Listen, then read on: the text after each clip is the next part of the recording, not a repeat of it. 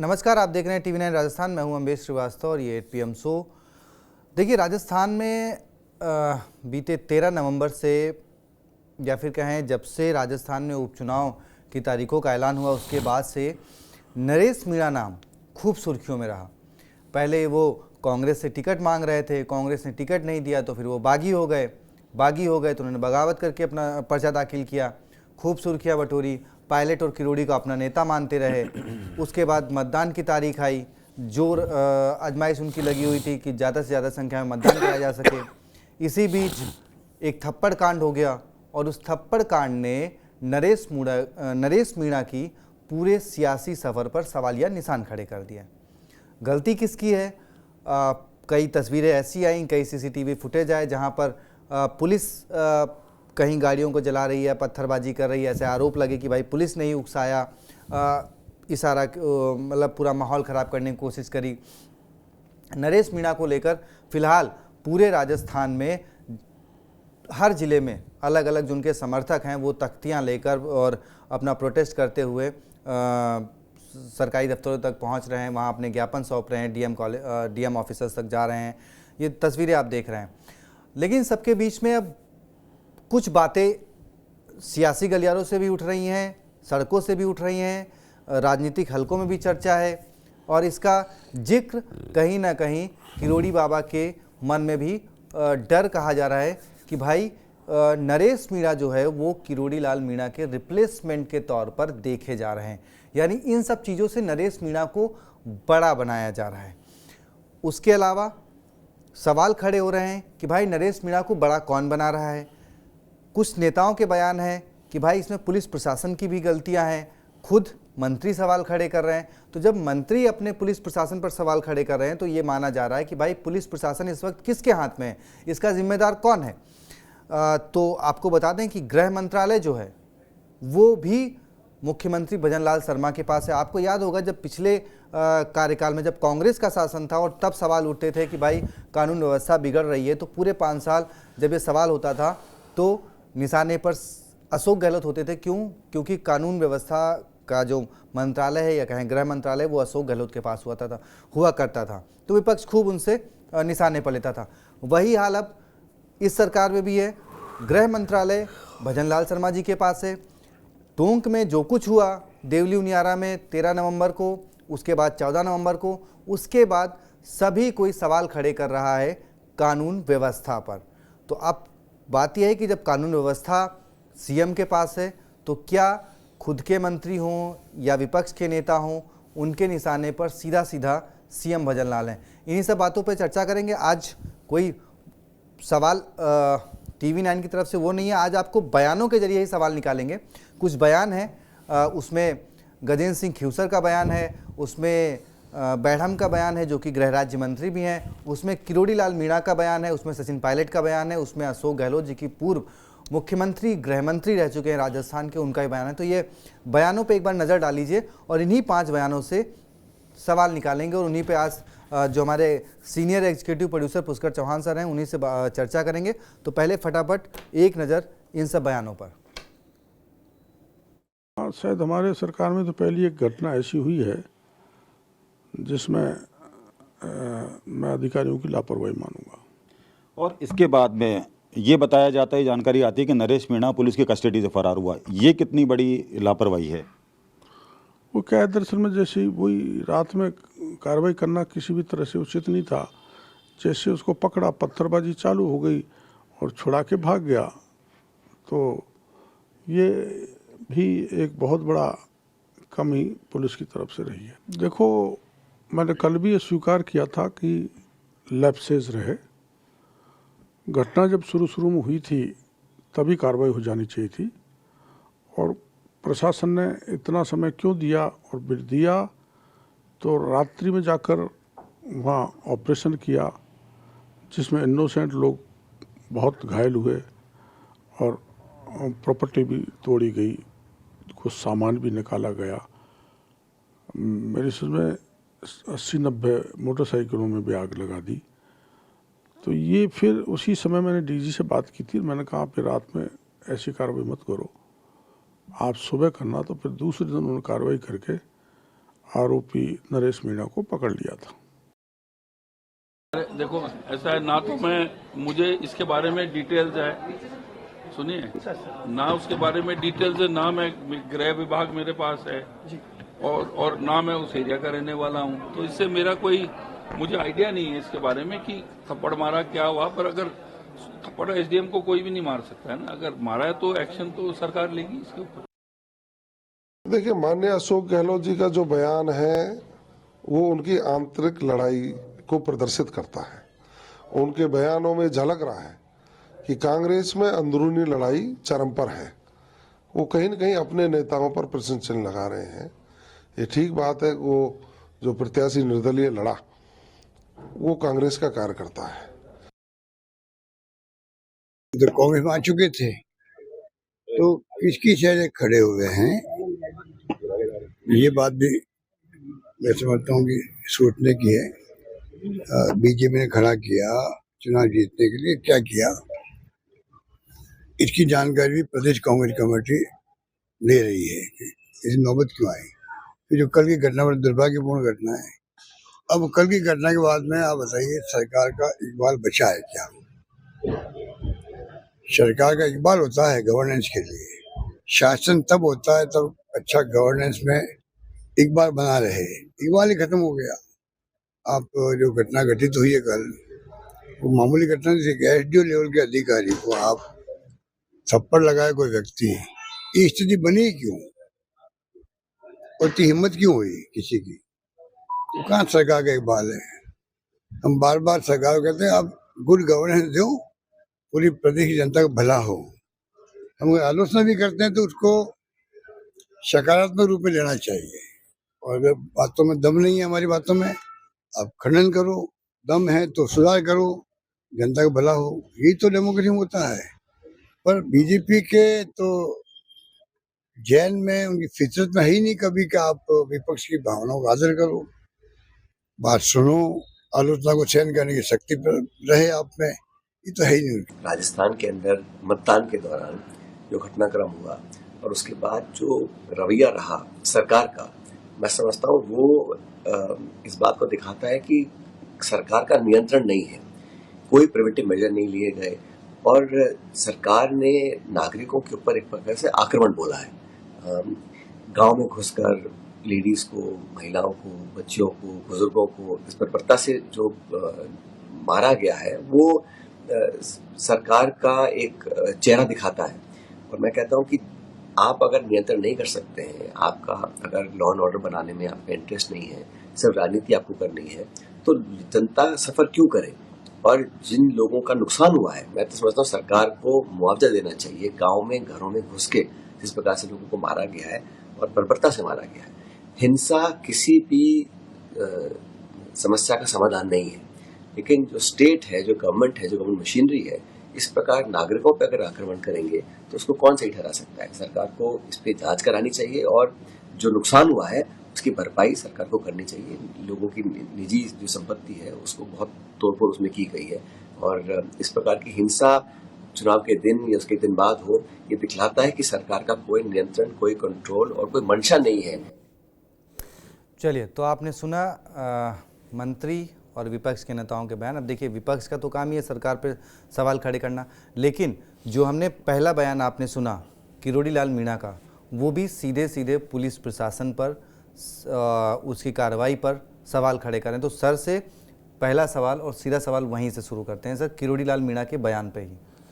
देखिए, किरोड़ी लाल मीणा जो इस दौर में मतलब वो राजनीति कर रहे हैं, वो कुल मिला के सरकार के बचाव में कम और विरोध में ज़्यादा खड़े दिखाई दे रहे हैं। ये कोई पहला केस नहीं है कि नरेश मीणा थप्पड़ कांड में को बोल रहे हैं कि उन्होंने डीजी से इंटरवीन करने को कहा, तब डीजी ने इंटरवीन किया, वो रात में भाग गया। बताइए, कैबिनेट मिनिस्टर बैठ के बात मान रहा है कि पुलिस कस्टडी से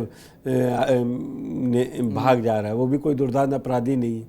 पुलिस वालों ने क्या किया, वो मैं पहले दिन से कह रहा हूँ, ये सारा एक लिखी हुई स्क्रिप्ट के तहत सारा काम चला, लेकिन वो फिर बीच में बिगड़ा जब थप्पड़ कांड के बाद।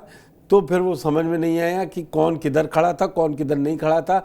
और इसमें एक बात अच्छी ये कहनी चाहिए कि नरेश मीणा के लिए ये वो समय हो गया जो उनके लिए बूंद साबित हुआ। उन्होंने साबित कर दिया, ना उन्हें कांग्रेस की जरूरत है ना भाजपा की, मेरे साथ जनता है। वो तस्वीरें हैं सर लगातार, बताता हूँ, टोंक, दौसा, करौली, सवाई माधोपुर, हर एक जिले से उनके कार्यकर्ता जो है या समर्थक जो है वो तख्तियां लेकर, पलटियां लेकर वो जो है डीएम कार्यालय के बाहर जा रहे हैं, और ये लगातार बढ़ेगा। आप ये देखिए, सरकार वीसी नहीं करा पाई, वीसी से पेशी करवा पाई, उनको फिजिकली प्रेजेंस नहीं कर पाई कोर्ट के अंदर, क्योंकि उसको डर था कि बात और भड़क सकती है। आप सोचिए कहाँ सैकड़ों गाड़ियां जला दी गई, रोड पे लोग आ गए। भाई जब आपने रात 8 बजे मतदान के बाद हिरासत में लिया तो फिर वो गायब का थाने से कैसे चला गया? ना भीड़ गई छुड़वाने, ना कोई गया, और वो अपने आप निकल भाग गया। थाना है कि मतलब बना कुछ भी है कि कोई चला जाएगा? धर्मशाला है? नहीं, वो कह रहे हैं वो पकड़ ही नहीं पाए। वो कौन नहीं पकड़ पाए? ये भी खबर आ रही, पुलिस खबर थोड़ी ना अब चलेगी, और वहीं से वो तो वहां जाके नरेश मीणा ने बोला ना समरौता गांव में कि हमको पुलिस वालों ने मारा है। अच्छा, नेक्स्ट डे? जी सर। तो और फिर नेक्स्ट डे फिर पूरे वज्रवाहन से पहुंच गई और गिरफ्तार कर लाए। उसके बाद पूरा जलाया गया गांव के गांव में। जब रात 10 बजे 13 तारीख की रात 10 बजे इतना भयंकर आगजनी और हुई, तो पत्थरबाजी, और पुलिस ने जब धारा 144 लगा रखी तो 4 आदमी इकट्ठे कैसे हो रहे थे, किस लिए? और एक गांव को ये पुलिस नहीं कंट्रोल कर पा रही। दरअसल इसमें पूरा सियासी मतलब था। पहले मैसेज कुछ और था, पहले मीणा की मदद का मैसेज था, फिर वो जो राजस्थान एडमिनिस्ट्रेटिव सर्विस ने इसमें सारा खेल किया। उन्होंने कहा मेरा अधिकारी पिट गया, उसमें FIR तक नहीं लिखी जाएगी, ये जब तक गिरफ्तार नहीं होगा तब तक हम नहीं। उसी के बाद आप देखिए IG अजमेर की क्या भाषा हो जाती है, वो इतने केसेस में वांटेड है नरेश मीणा। नरेश मीणा वांटेड है जिस दिन नामांकन कर रहे थे, जिस दिन वो प्रचार कर रहे थे, तब क्यों नहीं उठा कर बंद कर लिया? और आप प्रशासन की दिमागी खस्ता हालत देखिए कि आपने कस्टडी तक नहीं मांगी। आप मान रहे हैं कि ये सब इस पर ऑफ द मूवमेंट हुआ है, और आपके IG बाहर निकल कह रहे हैं कि उनके ऊपर ये मुकदमा चलेगा। कि तो साफ वांछित अपराधी बोल रहे हैं खुल के। वांछित अपराधी चलिए मान लिए पिछले केसेस में कह रहे हैं, वो ये साफ कह रहे हैं कि उनके ऊपर मुकदमा है दंगे भड़काने का, लोगों को भड़काने का। तब फिर क्यों नहीं ले रहे हैं कि क्या जरूरत थी? दरअसल अब वहाँ फिर वही बात आएगी, बात नरेश मीणा की चल रही है, फिर बीजेपी में गुटबाजी की आ जाएगी। आज सवाल वही खड़े हो रहे हैं। मैं सर उस पे भी आऊँगा, लेकिन उससे पहले दूसरा सवाल किरोड़ी बाबा से ही जुड़ा हुआ, क्योंकि देखिए पिछले कुछ सालों से जो राजस्थान में मतलब गुर्जर नेता सचिन पायलट या हर एक नेता उस तरीके से देखे जाते हैं, तो मीणा समाज के इकलौते नेता थे किरोड़ी लाल मीणा। कांग्रेस में हरीश मीणा वैसे बहुत हैं। आदिवासी वोटों को लेके ना मैं आपको एक चीज समझाऊं, आदिवासी वोटों को लेके एक अलग अलग, अब वो मीणा समाज में वही हुआ कि मीणा समाज आगे बढ़ गया जी, पूरा पढ़ लिख के जो सब चल रहा है। वहाँ पे किरोड़ीलाल मीणा बीजेपी की तरफ से थे, कांग्रेस ने भी नमो नारायण मीणा हो या कई बड़े नेताओं को किया, लेकिन इस समय नरेश मीणा जिस रफ्तार से बढ़ रहे थे वो पुराने घाघ सियासी दलों को पसंद नहीं आ रहे थे। वही सर कि अब नरेश मीणा को मतलब खुद बढ़ रहे हैं या अब कहा जा रहा है कि उन्हें बढ़ाया जा रहा है, और उसे रिप्लेसमेंट, उसे किरोड़ी बाबा के रिप्लेसमेंट के तौर पर। अब नहीं यार, इतना थोड़ी ना होता है रिप्लेसमेंट। राजनीति में रिप्लेसमेंट जैसा कुछ नहीं होता है। जिस किरोड़ीलाल मीणा को जेल में डाल रहे हैं वो 4 साल में नरेश मीणा को, और जो वो कह रहे हैं कि हमने इंटरवीन किया और हम समरौता गांव भी गए किरोड़ीलाल मीणा और हम साथ में भी खड़े हैं, तो ये सब अब काम नहीं करेगा। अब कोई स्क्रिप्ट लिखी हुई काम नहीं करेगी, अब सिर्फ काम करेगा नरेश मीणा का गुस्सा। नहीं सर, अब इसमें एक सवाल ये आ रहा है कि इसमें मतलब किरोड़ी बाबा को रिप्लेसमेंट के तौर पर कि क्या इसमें पीछे की तरफ से कहीं ना कहीं आरोप लग रहे हैं कि CM भजनलाल कहाँ थे, क्योंकि किरोड़ी लाल मीणा की सरकार से नहीं बन रही है शुरुआत से। सरकार के बैठे लोग पूछ रहे हैं ना, हाँ, विपक्ष थोड़ी ना पूछ रहा। सरकार के बैठे फिर वही बात मैंने कहा ना, वो बीजेपी में अंदरूनी जो लड़ाई है उसी का नतीजा है। अभी जब रिजल्ट 23 को आएगा तो ये लड़ाई और बढ़ सकती है। जबकि मैं पहले दिन से कह रहा हूं, चुनाव डिक्लेयर होने के बाद कांग्रेस ने उतनी मेहनत नहीं करी। जी सर। कांग्रेस ने गठबंधन साथियों को भी तवज्जो नहीं दी। गठबंधन साथियों में भी आपस में भी बनी नहीं बनी, वो लोग एकजुट होकर कांग्रेस बीजेपी के पास बड़ा मौका था 7 में से 4 या 5 सीटें जीतने का, जी मैं मानता हूं। लेकिन कांग्रेस से ज्यादा इस समय गुटबाजी बीजेपी के अंदर है, आप देख सकते हैं। इस मुद्दे पे क्या मतलब था कि गोविंद सिंह ख्यूसर क्या कह रहे हैं, किरोड़ीलाल मीणा क्या कह रहे हैं, पुलिस एक्शन ले रही, पुलिस अपना काम कर रही, जो पहले दिन बयान दिया गया था। लेकिन दरअसल है क्या, अब 1 साल 15 दिन बाद पूरे होने हैं जी। 3 दिसंबर को रिजल्ट आया था। अब उस 1 साल के पहले के लिए देखिए बीजेपी ने अपनी तैयारियां शुरू कर दी हैं कि वो क्या क्या करना चाह रही। दरअसल वो इस मुद्दे को यहां तक जाते हुए देख ही नहीं रही थी। उसके हिसाब से तो किरोड़ीलाल मीणा गिरफ्तार हो नरेश मीणा गिरफ्तार हो जाते और ये कहा जाता कि इन्होंने गलत किया। लेकिन वहाँ बयानबाजी, वहाँ किरोड़ीलाल मीणा का कैबिनेट मिनिस्टर होते हुए चले जाना, फिर नए नए सवाल खड़े कर देना, तो उसको खूब सियासी हवा दी गई, जो अब सियासी आग में बदल गई है। नरेश मीणा अब 1-2 कैरियर ख़त्म कर देंगे राजनीतिक तौर पर अगले 4 साल में। आप ये सोचिए ना, आप कह रहे हैं खड़ा कर रहे हैं, लेकिन अब नरेश मीणा अभी तो भाजपा नहीं ज्वाइन करेंगे ना जी, जो हालत है, और कर लेंगे तो फिर समंदर में खो जाएंगे। नहीं, और सर कांग्रेस ने कुछ भी हो, देखिए दोनों नेताओं के बयान है, उन्होंने नरेश मीणा पे कुछ नहीं कहा, उन्होंने भी पुलिस प्रशासन पर ही सवाल खड़े किए। भाई वो नरेश मीणा क्यों कहें, जिसने झापड़ मार दिया बात खत्म हो गई, आप उसको ले गए थे। पुलिस प्रशासन क्या कर रही, सचिन पायलट ने बिल्कुल सही बोला वहां तो मुआवजे के ऐलान कीजिए। बच्चों को डरा रहे हैं, महिलाओं को डरा रहे हैं, जो पकड़े हुए था उसको पकड़ने के लिए अब टाइम लगा रहे हैं।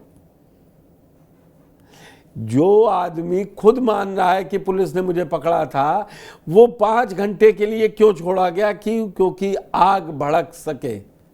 और इसकी सच्चाई से रिपोर्ट तभी आ पाएगी जब ईमानदार एक जांच समिति बने। नहीं तो सर उसी बात का तो आरोप लग रहा है कि भाई वो पैरेलर किरोड़ीलाल मीणा के पैरेलर एक नेता मीणा समाज का तैयार किया जा रहा है। और क्योंकि आप देखिए वही वाली बात कि किरोड़ीलाल मीणा की सरकार से ऐसे थोड़ी ना किसी को मार के नेता थोड़ी ना कि हमें उसको कुटवा दिया और फिर कह रहे हैं कि अब मेरी पार्टी में शामिल हो जाओ, इतना थोड़ी ना। और फिर बीजेपी अभी दूसरे टोनो टेक्सचर में है, वो अभी इन सब इतने स्तर पे जाके उसने कहाँ समझौता किया, कोई समझौता नहीं। ठीक है 1-2 चुनाव 2-4 सीटें कम ऊपर नीचे कोई फर्क नहीं पड़ता है, कोई भी पार्टी उसको बहुत बड़ा दिखाई देता है। वो रोज वहाँ यही पंचायत नहीं है, किरोड़ीलाल मीणा मिनिस्टर है, उन्होंने कह दिया किरोड़ीलाल मीणा मिनिस्टर रहेंगे, अब वो ज्वाइन करते नहीं ज्वाइन करते, ये आप देख लीजिए। अब देखिए सर, देखिए वैसे तो हम 7 सीटों का एक आखिरी छोटा सा सवाल ले लेता हूँ। वैसे तो हम 7 सीटों पर चर्चा करेंगे कि मतलब आंकड़े क्या रहे थे, वोटिंग क्या रही थी, और उसके बाद किसकी संभावना है, और उसके बाद क्या होगा, कांग्रेस में क्या होगा, बीजेपी में। वैसे हमने वोटिंग के अगले दिन करा था, मतदान के अगले दिन किया था। लेकिन अब क्योंकि नज़दीक आ रहा है वो 23 तारीख का दिन, जिस दिन पेटियाँ खुलेंगी और किस्मत खुलेगी, तो वो उस पर भी चर्चा करेंगे। लेकिन सर वही बात कि 23 तारीख से पहले सीएम भजन लाल की क्या मुश्किलें बढ़ती हुई देख रहे हैं। पिछले 1 साल उनके लिए बेहतर नहीं रहा। वो निर्विवाद रूप से उन्होंने अच्छा काम किया। वो 2-3 बार विदेशों में टूर लगा के आए, वो इन्वेस्टमेंट लाए। तो ये उन्हीं के पार्टी के नेताओं को पसंद नहीं आ रहा है। वो 23 तारीख को जब अपना 3 दिसंबर के बाद या जब भी अपना रखेंगे रिपोर्ट कार्ड 3 दिसंबर के बाद, 14 तारीख को शायद शपथ ली, 15 वो तो हाँ वो तो 15 को रखे। वो उनके पास वो देखिए वो लगे हुए हैं, आज सब छाया हुआ है। एसआई पर मतलब घोटाला SI परीक्षा रद्दी होने जा रही है, और उसका भी श्रेय किरोड़ीलाल मीणा ले रहे हैं कि वो टंकी चढ़ के उतार के आए थे कि मेरी बात हो गई आचार संहिता। दरअसल 29 तारीख को मतलब जब आचार संहिता खत्म हो जाएगी, उसके बाद काफ़ी कुछ कहानी चेंज होना शुरू हो जाएगी। मुझे लगता है जहाँ तक भजन लाल सरकार कई योजनाओं को बंद कर देगा, जैसा कि टीकाराम जूली ने भी आरोप लगाया है, सब जगह आरोप लग रहे हैं कि जो गरीबों की जनहित वाली योजनाएं थी उसको सियासत का रंग देकर बंद किया जा रहा है, तो अब उस पर लड़ाई जाएगी। अब नरेश मीणा जेल में रहेंगे। दरअसल नरेश मीणा हीरो है अपने लोगों के बीच, वो सियासी लोगों का हीरो नहीं है, वो सियासी लोगों के लिए इस्तेमाल की चीज़ था वो सर। लेकिन वही बात कि अब अगर 23 तारीख को जो नतीजे आएंगे उसमें एक कुर्सी फंसी हुई है, जो दौसा की कुर्सी की हम बात करें, हम देवली उनियारा नहीं बात करते, नरेश मीणा की बात यहाँ से साइड कर देते हैं, जो नतीजे होंगे दौसा में अगर इनके भाई नहीं जीते किरोड़ीलाल मीणा के, जगमोहन मीणा, तो एक प्रेशर बनेगा इन पे। इस्तीफा ऑलरेडी दिया हुआ है, क्यों बनेगा? ये प्रमोशन की डिमांड कर रहे हैं, तो ये सब चीजें मुश्किल डिमांड थोड़ी ना, वो तो पत्रकार ने पूछा क्या बोले बिल्कुल प्रमोशन होगा।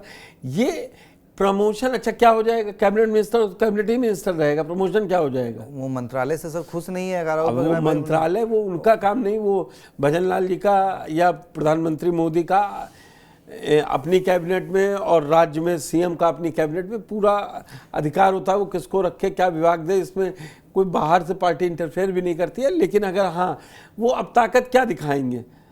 वो ताकत क्या दिखाएंगे? जब भाई चुनाव हार जाएगा और जीत जाएगा तो ठीक है, आप बंदे तो है मिनिस्टर रहिए। चलिए खैर, नरेश मीणा क्या बाबा के रिप्लेसमेंट के तौर पर कौन तैयार कर रहा है, एक सवाल राजनीतिक गलियारों में घूम रहा है।